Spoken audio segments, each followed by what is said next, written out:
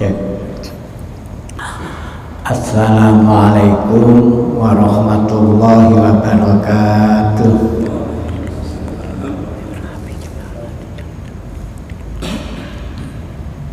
Al-Fatihah.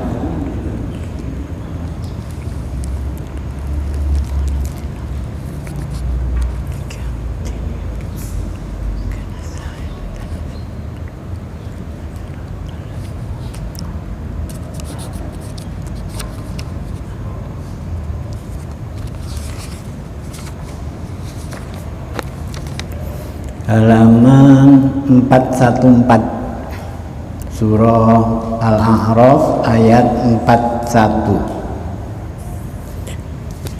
A'udzu billahi minasy syaithanir rajim. Bismillahirrahmanirrahim. Lahum min jahannama mihadun wa min fawqihim ghawash wa kadzalika najzil zalimin walladzina amanu wa amilus solihati la nukallifu nafsan illa wus'aha ulaika ashabul jannati hum fiha khalidun. Bismillahirrahmanirrahim.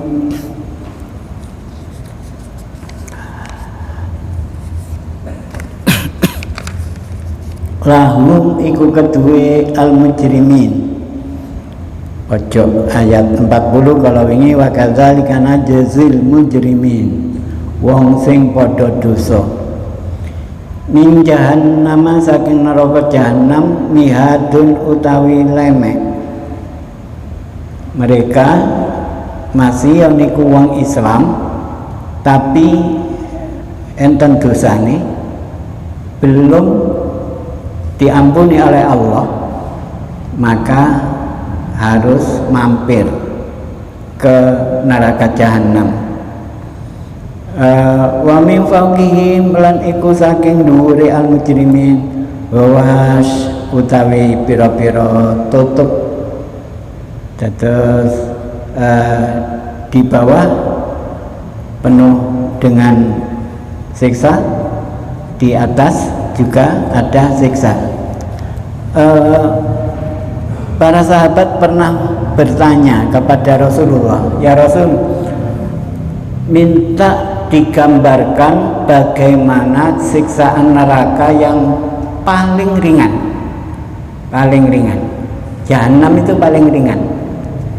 Maka jawab Rasulullah, inna ahwana ahlin nari azaban la rajulun yudha'u fi akhmas aqdamaihi. Sesungguhnya siksaan yang paling ringan, siksa neraka, yaitu seorang laki-laki yang di kedua kakinya diberi bara mowo yang tidak keluar api, hanya saja membara. Lajeng yaghla minhuma dimahu. Selesaikan ya Nabi. Dua bara diletakkan di bawah kakinya. Kemudian dari bara yang ada di kaki itu panasnya menjilat sampai ke atas, sampai ke otak. Itu paling ringan.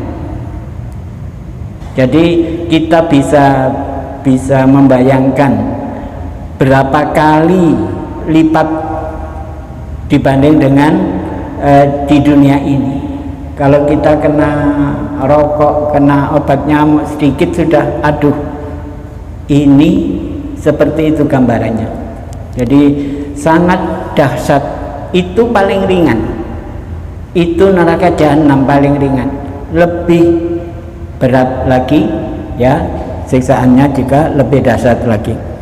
Wa kadzalika lan kaya mengkono-mengkono najzil mujrimina males ingsun ing wong kang padha zalim kabeh. Seperti itulah balasan Allah kepada orang-orang yang zalim ketika hidup di dunia ini.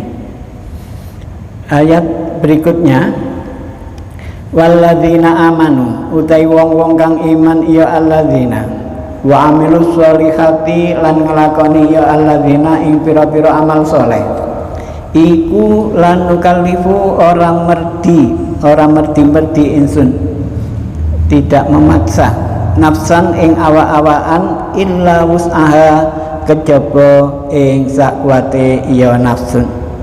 Jadi oleh Allah sudah diukur semua ibadah yang diwajibkan atau disunnahkan kepada kita itu tidak ada yang melebihi batas. Apapun bentuk syariat ibadah yang kita lakukan oleh Allah sudah diukur. Semua orang pasti mampu untuk melaksanakan itu. Oleh karena itu hal-hal yang sekiranya berat, tidak mampu, Allah tidak pernah mewajibkan itu. Mensunahkan saja tidak, apalagi mewajibkan. Jadi contoh konkret, ada istilah apa, poso pati geni. Jadi selama 1 hari 1 malam, walaupun ketika maghrib sudah minum, sekedar minum untuk membatalkan, tapi setelah itu puasa lagi sampai subuh, itu Allah tidak pernah apalagi mewajibkan, mensunahkan tidak. Maka semua syariat yang dari Allah, dari Rasulullah itu mudah dilakukan, tidak ada yang tidak masuk akal, semua masuk akal, semua ada batasnya. Ulaika utai mengkono alladzina amanu iku ashabul jannati duweni bagian swarga. Hum utai alladzina amanu fiha ing dalam al jannah iku khaliduna podo langgeng kabeh. Ayat yang ke-41 di sana ada lafaz mihad. Lahum min jahannama mihadun. Mihad yaitu bahasa Indonesianya itu hamparan, cara Jawane lemek. Ada juga ghawash, dalam bahasa Indonesia itu adalah selimut. Di sini diartikan tutup, jadi di bawah ada hamparannya, di atas ada selimutnya yang menyelimuti. Berarti yang dimaksud bukan selimut-selimut untuk tidur, tapi selimut itu untuk lebih mengawetkan siksaan itu. Jadi kalau atasnya los, tidak ada batasan selimutnya, tidak seberapa. Untuk itu di atasnya dibatasi. Jadi dari bawah sampai ke situ saja supaya lebih sakit ketika dirasakan. Ghawash begitu juga mihad, ini merupakan perumpamaan tentang luputnya mereka dari segala macam hal yang menyenangkan. Di surga, di neraka itu tidak ada yang menyenangkan. Ada, tetapi tidak menyenangkan, hanya saja lebih ringan. Bahkan orang kafir pun, ada hadis menerangkan orang kafir yang biasa biasa sodako itu mestinya khusus orang Islam, tapi ini kok ada orang non muslim biasa sedekah, dermawan, loman, itu disabdakan oleh Rasulullah besok tetap masuk neraka. Tapi api neraka yang ditempati orang itu tidak memanaskan. Jadi seperti apa kalau kita di dunia ini seperti mandi apa itu istilahnya yang ada sauna leres seperti itu, padahal kafir. Ini hadis ini dibahas oleh para ulama, tinggal kebalikannya dibalik. Orang kafir saja bisa seperti itu, apalagi yang dermawan, yang loman itu orang Islam, lebih-lebih lagi. Jadi untuk menghilangkan murka Allah itu ternyata dengan sedekah.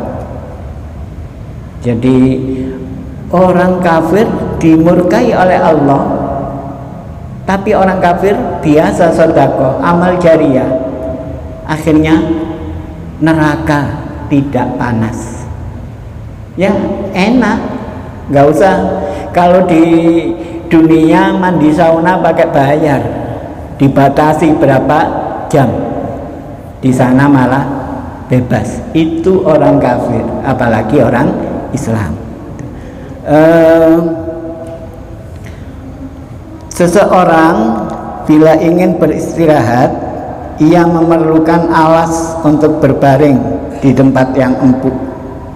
Kalau kita di rumah ada kasur, itu supaya kita senang dan merasa empuk. Ia perlu juga berlindung dari terik panas di tempat yang teduh. Kedua hal ini tidak diperoleh oleh para pendurhaka itu, karena alas mereka adalah neraka dan atap yang melindungi mereka dari panas adalah api neraka juga. Semua api neraka mulai bawah sampai atas. Kenapa ada atapnya? Supaya panasnya ini tidak lolos ke atas, gelumbek di situ. Itu Allah mengatur supaya gambaran ini sudah kita bayangkan ketika kita masih hidup di dunia. Ke depan umur kita masih banyak, insya Allah panjang umur, walaupun ada kesempatan untuk berbuat dosa, tidak melakukannya karena bayangan tentang siksaan neraka tadi sudah kita pahami seperti itu. Kemudian sekarang ayat 42, bahwa kebiasaan Al-Quran dalam ayat-ayat yang lalu maupun yang akan datang itu sama. Demikian juga yang akan datang, menyebut sesuatu kemudian menyebut lawan atau padanannya. Jadi ini yang 41 menyebut neraka, 42 menyebut surga. Ini sudah menjadi kebiasaan, perimbangan, supaya kita tidak terlalu takut akan neraka. Maka Allah berikutnya menjelaskan tentang surga untuk keseimbangan tadi. Setelah ayat 41, Allah menguraikan kedurhakaan dan sanksi atas para pendurhaka. Melalui ayat ini, ayat 42, Allah menyinggung amal serta pahala orang-orang yang taat. Dan adapun orang-orang yang beriman dengan keimanan yang benar dan bersama keimanan itu mereka mengerjakan amal-amal yang soleh. Apa amal soleh itu? Yaitu amal yang bermanfaat atau memenuhi nilai-nilai yang ditetapkan oleh Allah. Sebelum Allah melanjutkan penjelasannya, Allah berhenti sejenak untuk menjelaskan batas yang dituntut dari amal-amal itu. Maka ini perlu segera disampaikan agar tidak timbul kesan bahwa mereka baru dapat masuk ke surga apabila telah mengerjakan segala macam amal soleh tadi dan aneka kebajikan yang berat. Allah yang Maha Kuasa dan berwenang penuh terhadap surga dan neraka itu menegaskan bahwa kami tidak memikulkan kewajiban kepada diri seseorang, melainkan sesuai kesanggupan melaksanakan tuntunan kami, Allah. Mereka penghuni-penghuni surga, mereka kekal di dalamnya. Ayat 42 ini yang tadi saya sebutkan sebagai perimbangan dari ayat 41. Penegasan ini di samping untuk maksud yang diuraikan di atas tadi, juga sebagai ajakan kepada semua pihak bahwa kewajiban yang dibebankan Allah dapat dipikul oleh siapapun, dan bahwa meraih surga itu tidak sulit apa yang seperti yang kita bayangkan, karena kalau menyebut siksaan neraka sudah kayaknya tidak bisa lepas. Maka kalau orang yang sudah diatur akan masuk neraka, memang sulit untuk masuk surga. Semua ada batasannya, semua ada penjaganya, sehingga tidak ada seorang pun yang luput. Jadi tidak ada orang yang keliru, mestinya masuk surga kemudian salah masuk neraka, tidak ada. Sudah dijamin seperti itu.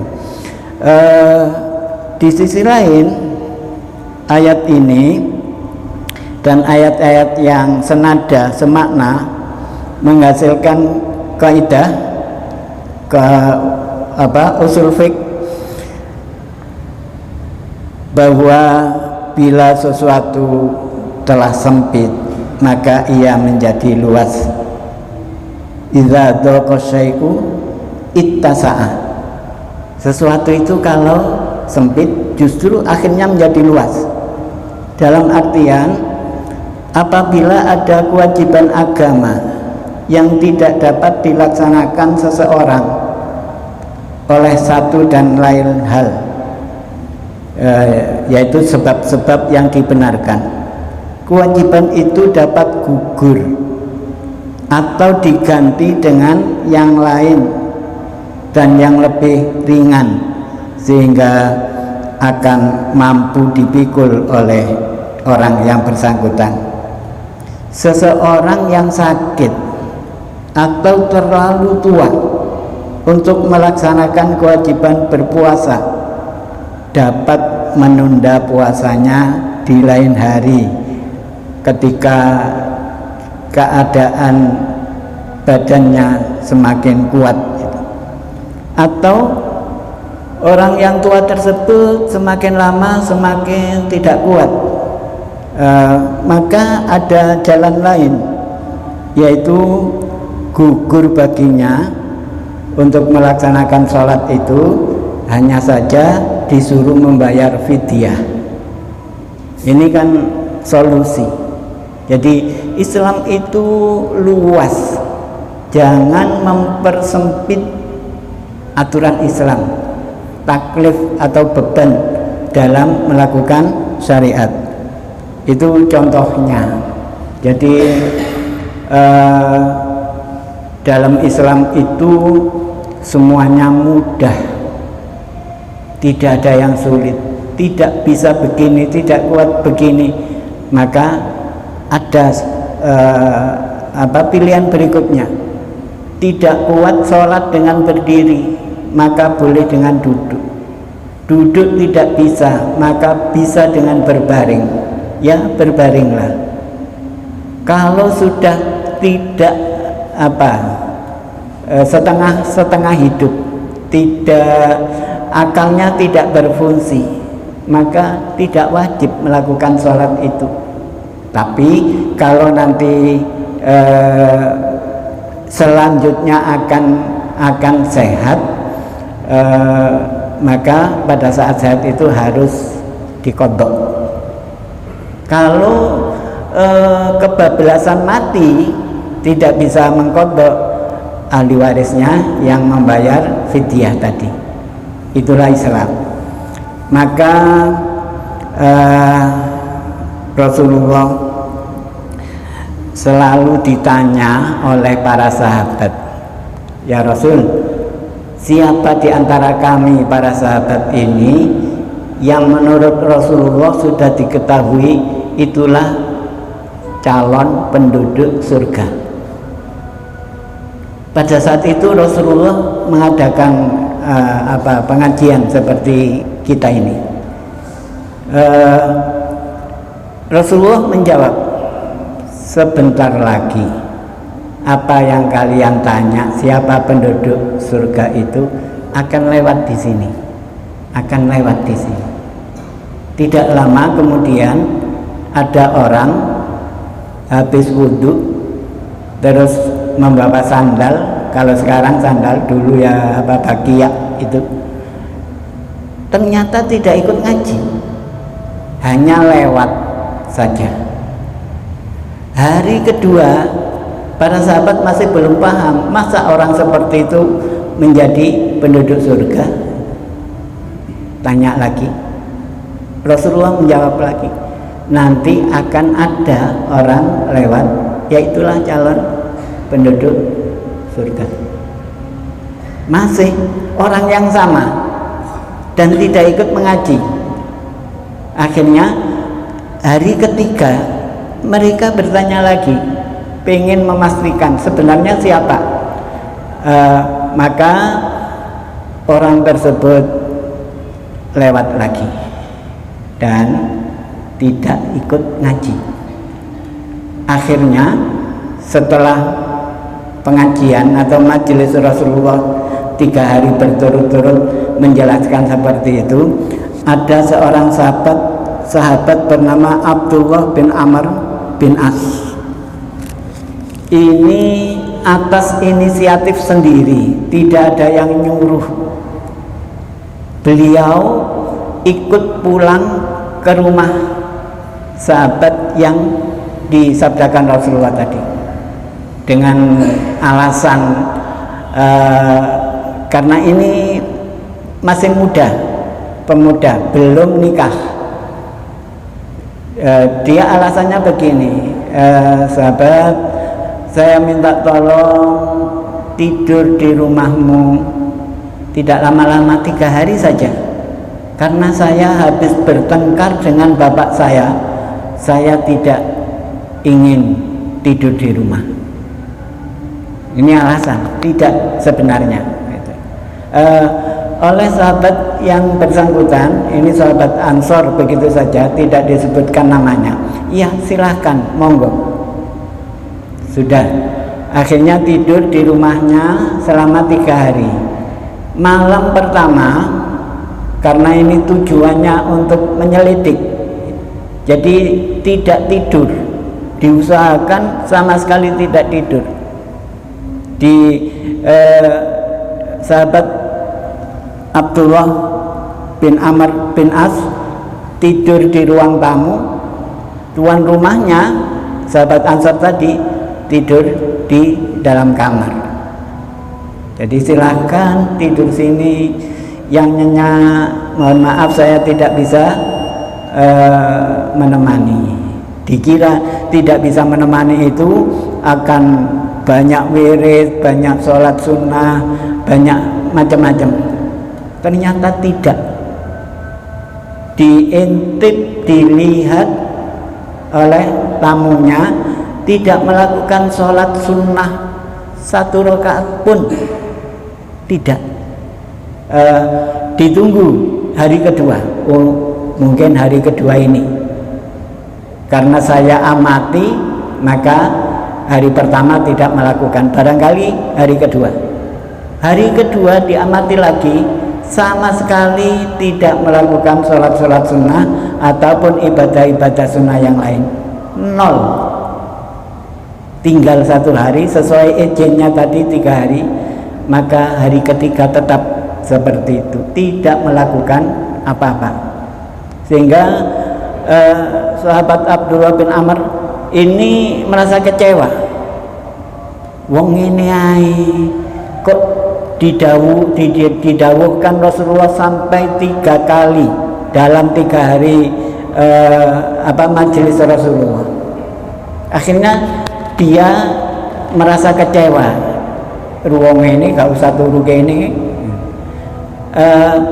Ketika pagi hari beliau sahabat Abdullah bin Amr bin As pamit kepada tuan rumah dalam keadaan jengkel, tidak sesuai dengan harapan, akhirnya pulang. Tidak jauh dari rumahnya ditutupi oleh tuan rumah. Hei sahabat Abdullah, saya tahu keinginan Anda untuk menyelidiki saya, kenapa Rasulullah 3 hari berturut-turut memberitahu kepada para sahabat bahwa saya calon penghuni surga. Apakah Anda kepingin tahu apa keistimewaan saya dibanding yang lain? Oh ya, itu yang saya tunggu sampai 3 hari. Maka dijawab oleh yang bersangkutan, saya sama sekali tidak punya rasa hasud. Ini utama kepada siapapun, bahkan kepada orang kafir pun saya tidak punya rasa hasud. Ini pernyataan beliau seperti itu. Kemudian di samping itu, hasud itu kan teman-temannya banyak. Kalau kita bahasa Indonesia kan, hasud, iri, dengki, itu satu makna. Yang kedua, beliau tidak pernah curang kepada siapapun. Jadi tidak pernah ingin mendapatkan, kalau itu berupa pemberian, berupa hadiah, tidak pernah minta. Kalau diberi ya diterima, tidak pun tidak apa-apa. Jadi itu keistimewaannya hanya 2 itu. Maka akhirnya si Abdullah bin Amr pulang dan memikirkan apa yang disampaikan oleh sahabat tadi untuk disebarluaskan kepada para sahabat yang lain. Jadi supaya tidak penasaran, jamaah pengajiannya Rasulullah akhirnya semua menerima. Oh seperti itu, saya akan meniru beliau supaya saya juga menjadi penduduk surga. Makaten wonten ingkang dipun tangletaken, monggo nggih. Waalaikumsalam warahmatullahi wabarakatuh. Nggih. Haji Akbar. Nggih.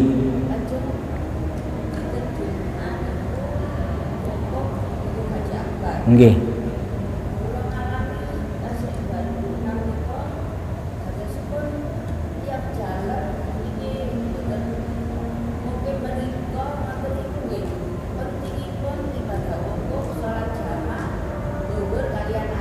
Nggih, nggih.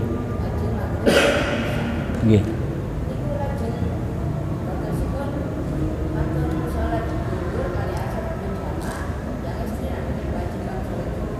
Nggih.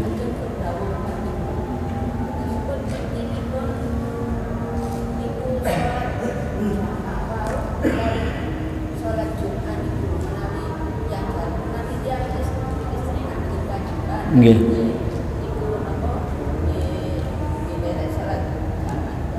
Nggih.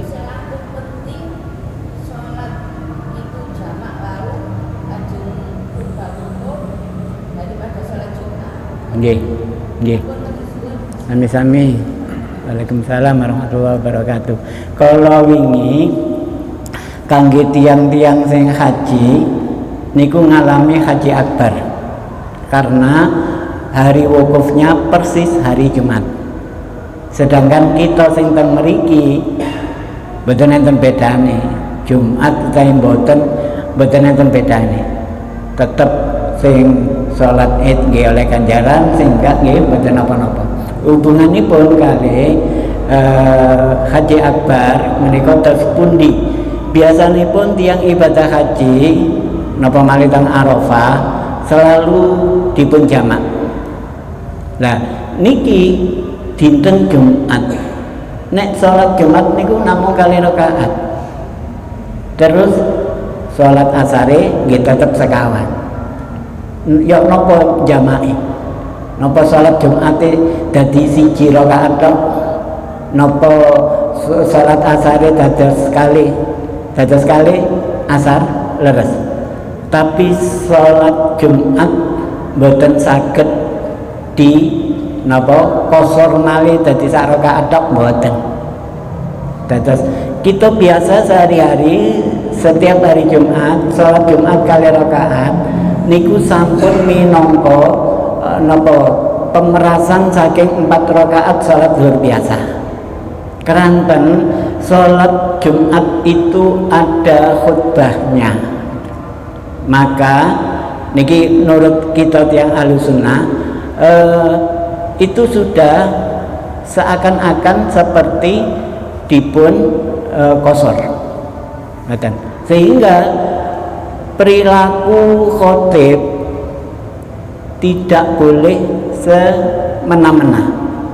Maka kalau masjidnya orang Ahlussunnah selalu di bawah tongkat. Untuk apa tongkat itu? Dipegang oleh tangan kanan, tangan kiri membaca khutbah. Sehingga tidak ada goyang-goyang, tidak ada nunjuk gini-gini karena masing-masing sudah memegang tadi.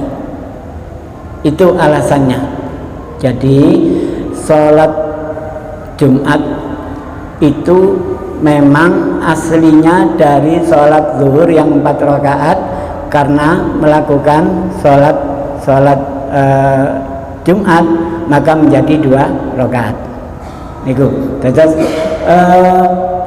bagaimana dengan orang perempuan yang ikut sholat Jumat? Kan yang wajib itu laki-laki, perempuan itu sunnah. Kalau memungkinkan tempatnya luas, tidak bercampur laki perempuan, maka itu baru boleh.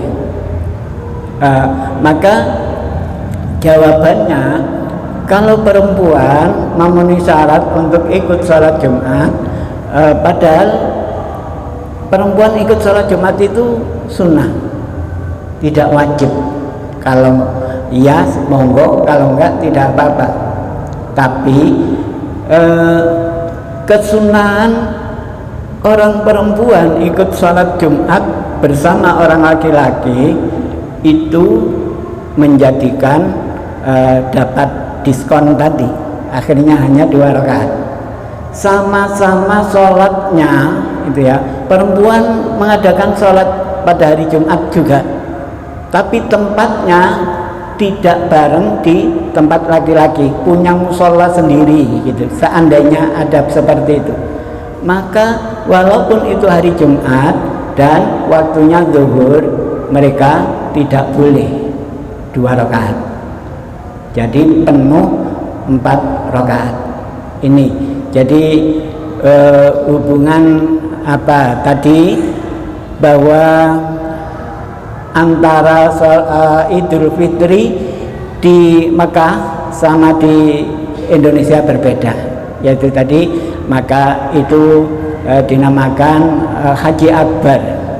Haji Akbar yang belum tentu berapa tahun sekali ini ada hubungan dengan keputusan yang diputuskan oleh keluarga raja. Adapun ulamanya dilibatkan atau tidak itu tidak penting, yang penting keluarga raja. Karena kerajaan di Arab Saudi itu punya, insya Allah pernah saya jelaskan, punya keyakinan kalau ada Haji Akbar bahwa kerajaan itu akan runtuh. Itu. Jadi maka sekarang banyak orang yang sudah memberi keputusan ini kerajaan itu sudah runtuh. Sinten rajai namanya? Salman. Anaknya jenenge Muhammad bin Salman MBS. Semua yang ada sekarang, walaupun bapaknya masih hidup, Raja Salmannya masih hidup, masih sehat, yang memutuskan sekarang ini justru Muhammad bin Salman, putra mahkota. Jadi kalau bahasa kasarnya diajak untuk Haji Akbar supaya bapaknya apakah cepat mati atau cepat lengser, supaya Muhammad bin Salmannya akan naik menjadi raja. Itu. Jadi dulu tidak semudah ini memutuskan Haji Akbar itu, yaitu wukuf tepat di hari Jumat, itu sulit sekali. Menurut kalender sudah hari Jumat, digeser sebelumnya berarti hari Kamis, ada pernah digeser sesudahnya berarti hari Sabtu. Tapi ini kita melihat seperti itu, yaitu tadi pertimbangannya biar cepat lengser, anaknya yang mengganti. Maka Banten pertanyaan,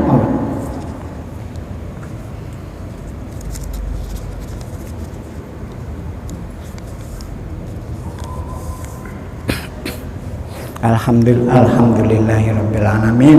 Allahumma shalli wa sallim wa barik ala sayyidina Muhammadin nuriz zati wa sirri sari fi sa'iril asma'i wa sifat wa ala alihi wa sallim.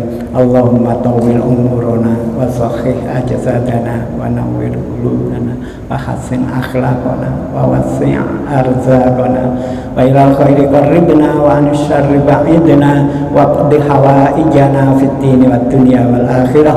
Rabbana atina fid dunya hasanatan wa fil akhirati hasanatan wa qina adzabannar. Wa sallallahu ala sayyidina Muhammadin wa ala alihi wasallam walhamdulillahi rabbil alamin. Assalamualaikum.